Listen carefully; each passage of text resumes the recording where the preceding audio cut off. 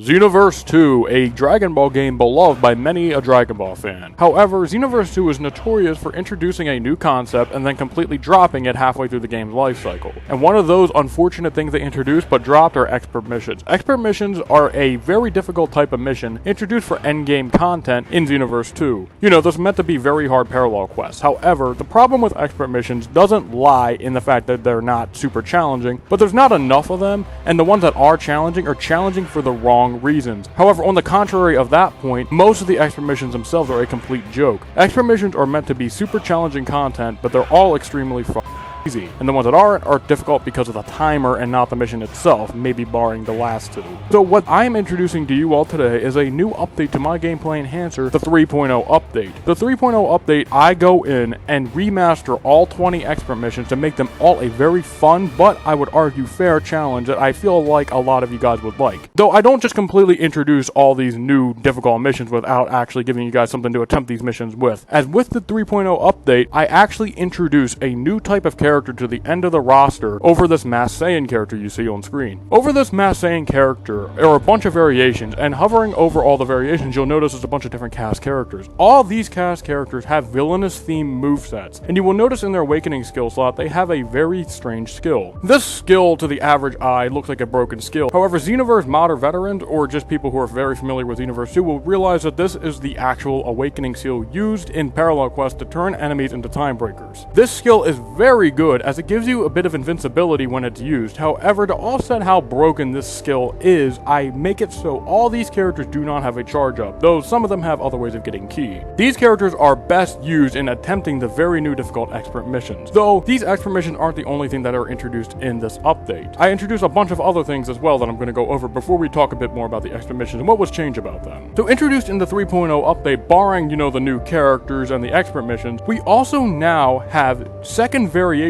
of all the supervillain characters as well. You might be wondering, why would you add more costumes for the supervillain characters? Don't they already have one? Yeah, they do, but these variations have new attacks, and I promise you there is a reason why I introduced these second new variations, and that is because for offline battles and friend battles, you can now play as supervillains with a hugely increased health stat. What this is, it's a makeshift way of making offline or even online battles with friends like into a makeshift raid. You might be wondering though, wait, offline battles, can't you only do 1v1, 2v2, or 3v3s? Why would you ever use this offline? Would you just do a 1v1 with the supervillain boss? Well, you could do that, but I thought of that as well. Added in the 3.0 update is this Elder Kai at the end of your roster, and selecting this variation in an offline battle in a 2v2 or a 3v3 will now actually subtract the amount of allies from the amount of times this Elder Kai was picked. To simplify things, we'll say for the sake of convenience, you pick one character on your team, and then you pick this Elder Kai 2 times as your ally, and then you pick 3 enemies on the enemy team. When the battle starts, you can now do 1v3s, 1v2s, or 2v3s offline on any team with any character. If you want to play as the supervillain with the increased health stat and to fight 3 enemies, you can now do that, and now they have 2 variations. Or if you want to make a makeshift expert mission, you can do that as well. Now, moving on from some gameplay-centric changes, we now actually have some aura changes that were introduced, and that aura change is Masked Saiyan. He now has Mira and Towa's aura rather than blue aura. Yeah, for some reason in the base game, Masked Saiyan has blue aura and not, villainous aura, like Mira and Towa. However, that's not the only thing I changed. His voice was also changed, or should I say his voice was removed. Masked Saiyan should not have a voice in the base game, as when he uses dialogue with other characters, he never talks. It just shows 3 dots. So him having a voice doesn't make any sense, and it kind of breaks the immersion with the character, so Masked Saiyan no longer has a voice. Now, like with all gameplay enhancer updates, skill set changes were also introduced, however, we will go over those later on. Let's go over the biggest change in this update, and that is the expert mission changes. Before we move on to those expert missions, though, I'd like to give a huge thanks to JSM for helping me record and test all these expert missions. It wouldn't have been possible without his help, and if you guys don't mind, I would really appreciate if you go check out his channel, subscribe, especially if you like parallel quests. He makes his own custom parallel quests that are great, and yeah, I won't keep the segment going on for too long, but I would definitely appreciate you guys checking that out. But anyway, let's move on to the expert missions.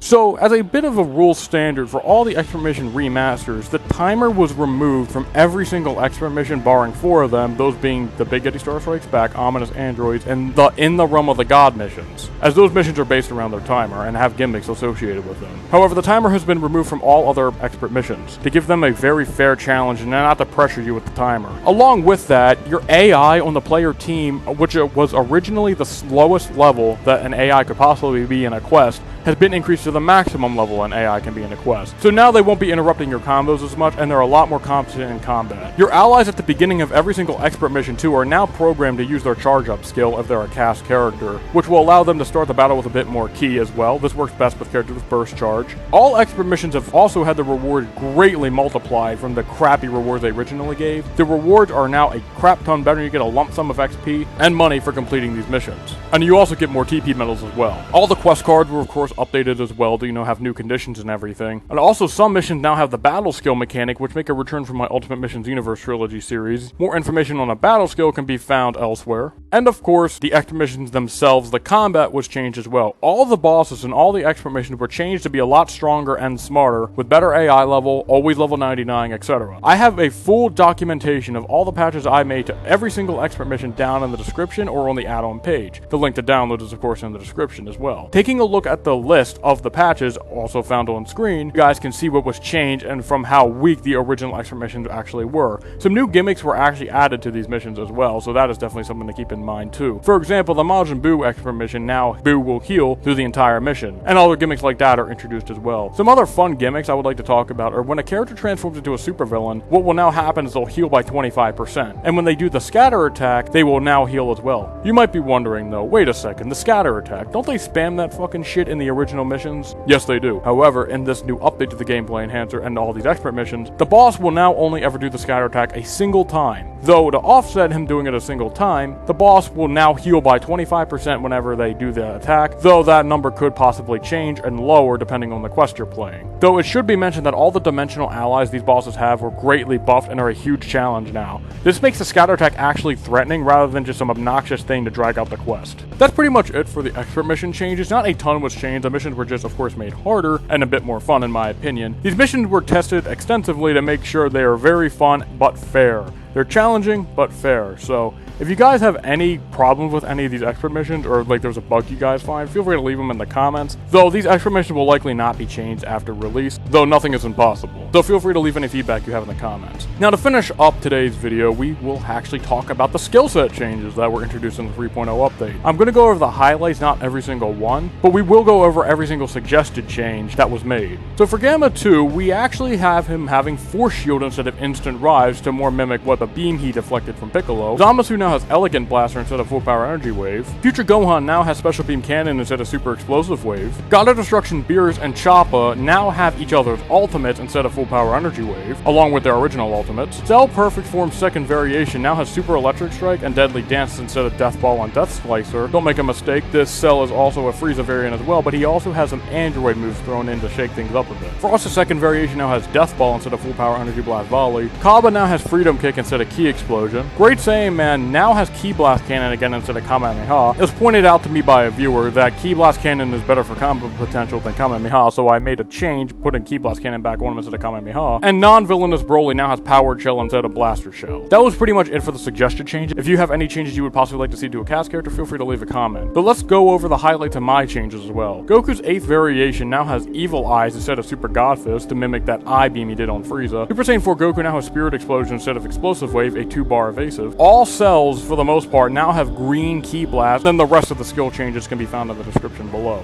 But that's all for today, guys. I'm all out of time. I hope you guys are going to enjoy the 3.0 update. If there's any suggestions or changes you would like to see, feel free to leave a comment and to leave any feedback down there as well. But as I said, guys, I'm all out of time for today, but I will see you on the next one. Peace.